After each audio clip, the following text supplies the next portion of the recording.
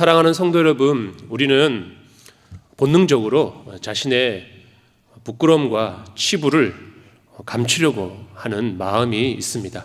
누군가 나의 부끄러운 모습을 알게 되는 것을 본능적으로 거부하고 방어합니다. 에덴 동산에서 범죄한 아담과 하와 역시 하나님께서 그들의 이름을 부를 때 그들이 무화과 나무 잎을 엮어서 자신들의 버스먼, 곧 부끄러움을 가리려고 했습니다. 내 약점, 우리 가정의 아픔, 나의 실패는 남들에게 조금도 보여주고 싶지 않은 부끄러운 그것이 바로 인간의 당연한 심리일 것입니다. 그런데 오늘 우리가 읽은 창세기 19장 후반절에 나오는 말씀은 참으로 당혹스럽습니다. 성경은 롯의 가정에서 일어난 너무나도 끔찍하고 부끄러운 사건을 가감없이 아주 노골적으로 적나라하게 폭로하고 있습니다. 바로 아버지와 두 딸 사이에서 벌어진 근친상간의 비극입니다. 거룩한 성경책에 이런 부끄러운 이야기가 적혀 있는 것이 내내 마음이 쓰이고 이런 이야기가 없었으면 더 좋지 않았을까 그런 생각도 듭니다. 하나님께서는 왜 이토록 부끄럽고 수치스러운 이 이야기를 성경에 기록하여서 오늘날 우리로 하여금 읽게 하셨을까요?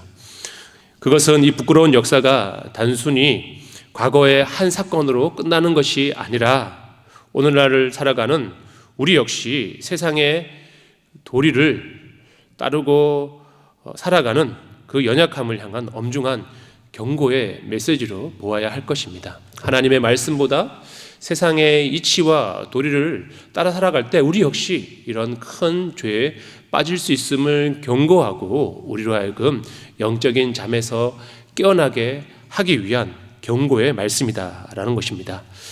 오늘 주신 말씀을 통해서 세상의 방식을 따르는 것이 얼마나 무서운 결과를 낳는지 함께 묵상하면서 우리가 이 세상의 공격과 유혹 앞에 우리가 바르게 설 수 있는 길은 무엇인지 함께 찾아보며 은혜를 나누겠습니다.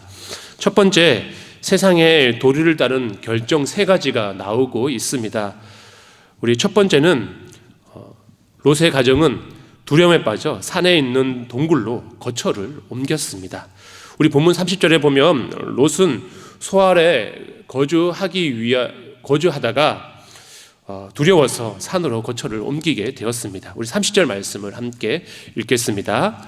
롯이 소알에 거주하기를 두려워하여 두 딸과 함께 소알에서 나와 산에 올라가 거주하되 그 두 딸과 함께 굴에 거주하였더니. 아멘.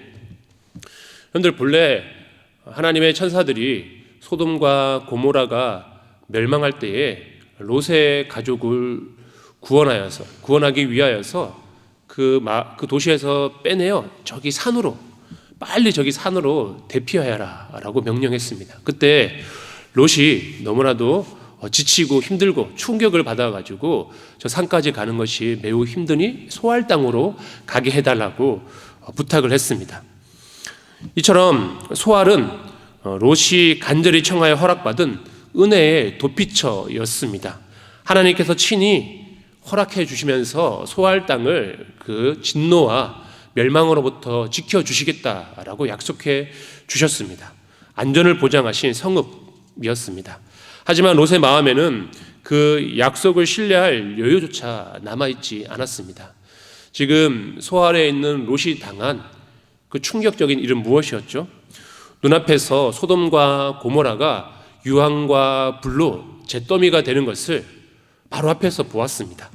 그리고 평생 함께한 그 아내마저 뒤를 돌아보아 소돔 기둥이 되어서 죽고 마는 아내를 잃은 그런 큰 슬픔에 빠지게 되었습니다.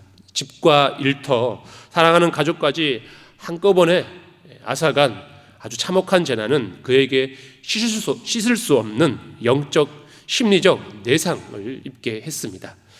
오늘날의 관점으로 보면 롯은 소위 심각한 PTS, 외상 후 스트레스 장애와 불안 장애에 시달리고 있었던 것입니다.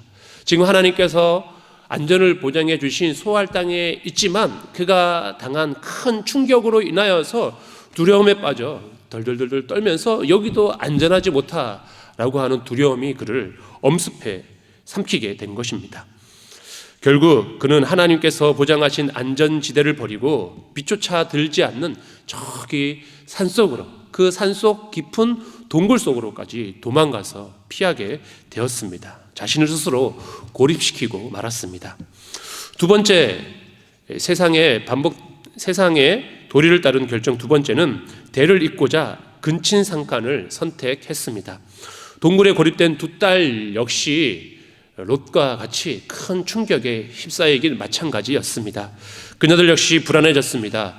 주변에는 남자가 없었고 자신들의 대가 끊어지게 될 그런 위기감이 찾아왔습니다. 이때 큰 딸이 작은 딸에게 제안을 합니다. 우리 본문 31절 32절 말씀을 함께 읽겠습니다. 큰 딸이 작은 딸에게 이르되 우리 아버지는 늙으셨고 온 세상의 도리를 따라 우리의 배필될 사람이 이 땅에는 없으니 우리가 우리 아버지에게 술을 마시게 하고 동침하여 우리 아버지로 말미암아 후손을 이어가자 하고. 아멘. 여기서 딸들의 판단 기준은 철저히 세상의 도리였습니다. 세상의 가치를 따라서 결정했습니다. 생존해야 한다, 대를 이어서 가문을 지켜내야 한다라고 하는 것은 인간 사회의 상식이자 도리입니다. 어쩌면 생육하고 번성하라고 하신 하나님 말씀을 지키는 것처럼 보이기도 합니다. 목적 자체는 생명을 이어가려고 하는 좋은 의도였습니다. 하지만 상황이 절박하다고 해서, 남자가 없다고 해서 아버지를 통해서 자식을 낳겠다는 것은 하나님의 법과 창조 질서를 깨뜨리는 하나님의 그 뜻을 정면으로 배반하는, 파괴하는 악행이었습니다.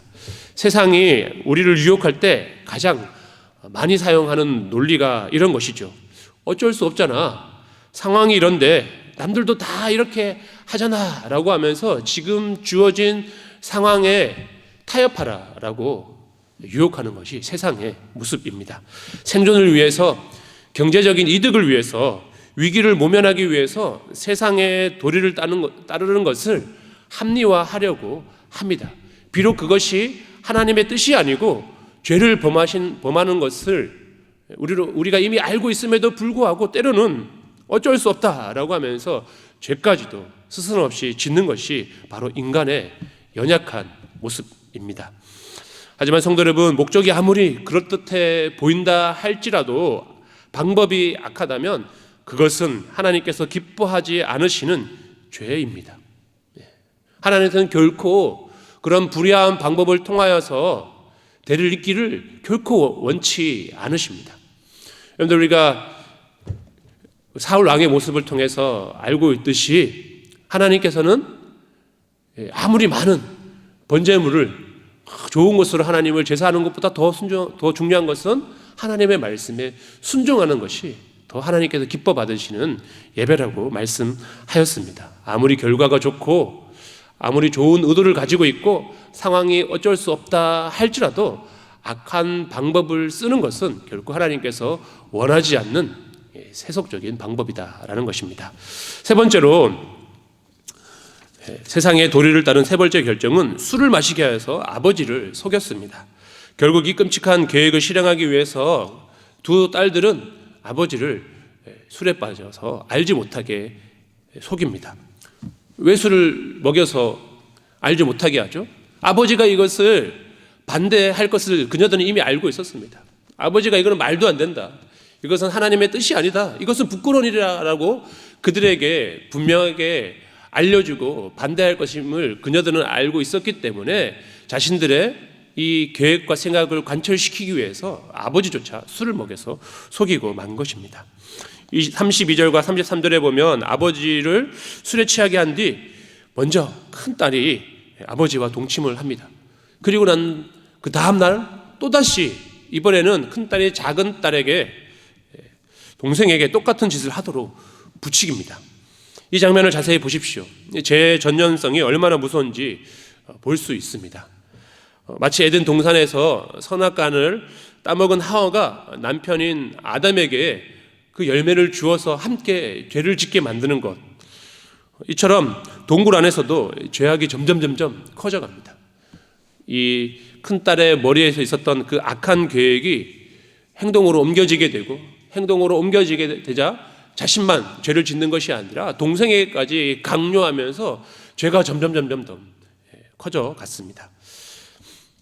이처럼 온 가족이 파멸의 구렁텅이로 빠져들게 되었습니다. 죄는 결코 그 한 번으로 머물러 있지 않습니다. 내가 세상의 도리와 타협하여 지은 죄는 반드시 내 사랑하는 사람, 내 가족, 내 공동체로 번져나가며 작은 죄가 더 큰 죄를 낳게 됩니다.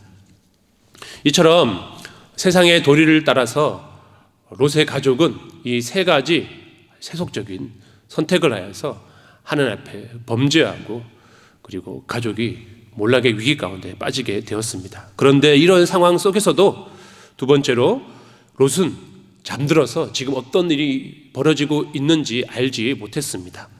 이 비극적인 상황 속에서 우리는 아버지 롯의 모습을 주목해야 합니다.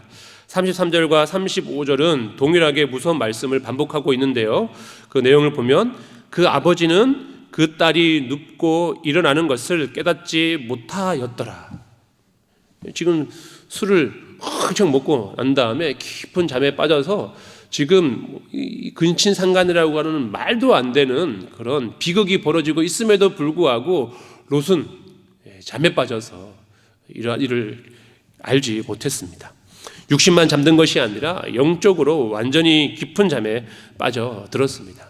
그가 딸이 준 술을 받아 먹을 때 왜 받아 먹었을까요? 잊기 위해서, 이 고통스러운 지금의 이 상황을, 나를 두렵게 하는 그것을 잠시나마 잊기 위해서 그것을 받아 먹었을지 모릅니다. 여러분들 술 먹으면 잠시 잊을 수 있을지 모르겠지만 깨어나면 상황이 변해 있나요? 그렇지 않아요. 그대로예요. 오히려 술 먹고 실수해가지고 일이 더 나빠질 때가 훨씬 더 많습니다. 지금 똑같은 거예요. 롯이 똑같이 술독에 빠져가지고 일을 더 키우고 있습니다. 자기 가정이 완전히 무너지고 있고 딸들이 씻을 수 없는 죄를 짓고 있는데도 가장이자 영적인 지도자인 롯은 아무것도 알지 못한 채 잠들어 있었습니다. 그는 한때 아브라함과 함께 제단을 쌓는 거룩한 예배자였습니다. 하나님을 예배하는 사람이었습니다. 베드로후서 2장에서는 그를 거룩한 의로운 사람이라고 부르기까지 했습니다. 그러나 세상의 문화, 소돔의 문화에 빠진 그는 점점 하나님과 멀어지기 시작했고 세속 문화의 마음을 빼앗기기 시작했습니다. 그리고 그는 영성이 완전 바닥이 나게 되어서 이제는 죄의 상황이 그 가정을 덮쳤음에도 불구하고 술에 취해 깊은 영적인 잠에 빠져서 알지 못하는 그런 비참한 최후가 되었습니다. 깨어 있어야 할 가정이 영적인 잠에 빠져 비틀거릴 때 사단은 그 틈을 타고 들어와서 그 가정을 완전히 철저하게 유린시켜 몰락시켰습니다. 성도 여러분, 영적으로 깨어있지 않으면 우리는 내 곁에 내 자녀들에게 무서운 영적 비극이 벌어지고 있음에도 깨닫지 못하는 무능한 방관자가 될 수 있음을 기억해야 합니다. 예배의 감격이 사라지고 기도의 불이 꺼져 영적인 잠에 빠져 있지는 않은지 돌아봅시다. 우리가 그렇게 될 때 죄가 우리 가운데 이미 들어와서 우리의 삶을 무너뜨리고 내 이웃을 무너뜨리고 내 사랑하는 사람을 무너뜨리고 있음에도 불구하고 그것을 깨닫지 못한 채 그저 좀 있으면 나아질 거야 라고 수수방관하는 무능한 자가 된다라고 하는 것이죠. 내가 술에 취하고 세상의 쾌락에 취하고 일의 분주함에 취해 잠들어 있는 동안 우리 가정에 죄가 틈타고 있지는 않은지 두렵고 떨리는 마음으로 오늘 말씀을 통해 다시 한번 점검해 보시기를 바랍니다. 마지막 세 번째, 모압과 암몬의 나라가 시작되는, 민족이 시작되는 모습을 보게 되는데요, 세상의 도리를 따르고 영적으로 잠들어 죄를 방관한 이 가문 가운데 어떤 결과가 나타납니까? 우리 37절 38절 말씀을 함께 읽겠습니다. 큰 딸은 아들을 낳아 이름을 모압이라 하였으니 오늘날 모압의 조상이요 작은 딸도 아들을 낳아 이름을 베남미라 하였으니 오늘날 암몬 자손의 조상이었더라. 아멘. 결국 두 딸은 아버지를 통해서 자녀를 낳게 되었습니다. 임신을 하고 자녀를 낳게 되었는데 큰 딸은 그 아들을 모압이라고 하였고 그는 모압의 조상이 되었습니다. 그리고 작은 딸은 베남미라고 해서 곧 암몬 자손의 조상을 낳게 되었습니다. 두 딸은 이 가문이 끊어지게 될 자손이 끊어지게 될 위기 가운데 자녀를 낳았다고 해서 안도했을지도 모릅니다. 그래, 방법은 잘못됐지만 우리의 생각과 선택이 맞았어. 결국 목적을 달성했잖아. 우리는 살아남았고 자녀를 통해 가문을 이어갈 수 있게 되어서 라면서 스스로를 위로했을지도 모릅니다. 하지만 성경의 역사는 이들의 착각을 철저하게 깨뜨렸습니다. 세상의 도리를 따라 인간적인 꾀와 편법으로 나온 이 두 민족 모압과 암몬은 후에 이스라엘 백성들을 계속해서 죄에 빠지게 하고 괴롭히던 하나님의 백성을 괴롭히는 가시밭이 되었습니다. 모압 왕 발락은 출애굽한 백성들이 이제 가나안 땅으로 들어가기 바로 직전에서 발락은 발람을 사주하여서 이스라엘을 저주하려고 했습니다. 그들로 하여금 망하고 가나안 땅에 들어가지 못하도록 하나님 앞에 저주하도록 했습니다. 이스라엘 백성들을 음행과 우상 숭배의 타락으로 빠지게 만든 원흉 가운데 하나가 바로 모압의 민족이었습니다. 또 암몬 족속 역시 호시탐탐 이스라엘 나라를 침략하고 그 백성을 죽이고 약탈하는 일이 왕조 시대를 통해서 계속해서 이어져 왔습니다. 당장 눈앞의 위기를 피하고자 선택한 편법이 수천 년 동안 하나님의 백성을 찌르는 치명적인 비극의 씨앗이 된 것입니다. 비록 그들이 아브라함이라고 하는 한 조상 안에서 나왔을지라도 그 후손들은 그 민족은 계속해서 이스라엘로 하여금 하나님과 멀어지게 하고 죄에 빠지게 하고 큰 고통 가운데 하는 그런 올무가 되었습니다. 죄의 열매는 당장에는 달콤해 보이고 문제가 해결될 것처럼 보일 수 있습니다. 그러나 하나님을 떠나 내린 결정과 결과는 언젠가는 반드시 부메랑이 되어서 우리 가운데로 돌아와서 내 삶을 파괴하고 영적인 가시가 되어서 우리를 찌른다는 사실을 명심해야 할 것입니다. 오늘 롯의 가정 이야기는 부끄럽지만 우리가 결코 외면해서는 안 될 우리의 자화상이기도 합니다. 우리는 자주 롯처럼 두려움에 빠져서 은혜의 자리를 떠나 나만의 동굴로 숨을 때가 있습니다. 롯의 딸들처럼 상황이 급하다는 이유로 어쩔 수 없다라고 하는 핑계를 대면서 이게 세상의 도리라고 하며 타협하고 편법을 선택합니다. 또한 영적인 잠에 빠져 우리 가정에 죄가 들어왔는지도 모른 채 방치하고 있기도 합니다. 사랑하는 성도 여러분, 세상 사람들은 세상의 도리를 따르지만 우리는 하나님의 백성입니다. 우리의 이 정체성을 절대로 잊어서는 안 됩니다. 우리는 세상의 도리를 따르는 사람들이 아니라 하나님의 도리, 말씀의 도리, 하나님의 뜻을 쫓아 살아가는 주님의 백성입니다. 이것을 반드시 기억해야 합니다. 세상의 기준으로는 조금 어리석어 보일 수 있습니다. 손해 보는 것처럼 보입니다.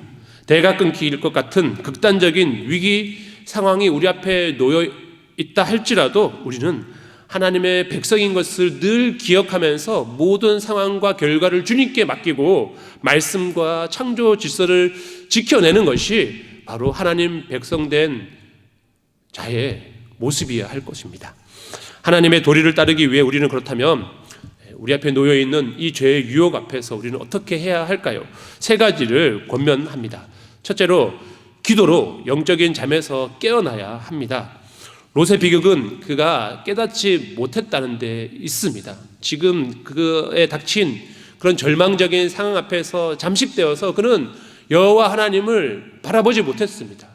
신뢰하지 못했습니다. 두려워서 피하기에만 급급했습니다. 술을 마시며 있기에만 급급했지요.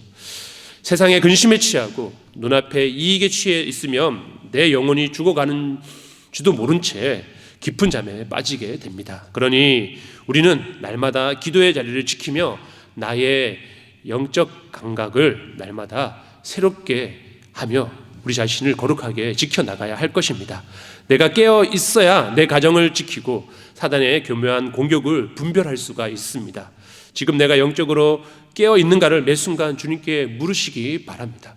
기도 말고는 방법이 없습니다. 우리가 주님께 나아가 하나님 나로 하여금 깨어있게 해달라고 주님을 의지하고 붙잡고 찾을 때 하나님께서 우리로 하여금 우리가 잠들지 않도록 우리를 깨워주실 것입니다. 둘째, 세상의 도리가 아닌 하나님의 말씀을 삶의 기준으로 삼아야 합니다. 나이가 어떻게 할 수 없는 이 혼란스러운 상황 앞에, 내 눈앞에서 펼쳐져 있는 이 고통스러운 상황 앞에 세상의 도리를 따라가는 것이 아니라 우리의 삶의 선택의 기준은 무조건 하나님의 말씀이 되어야 한다라는 것입니다.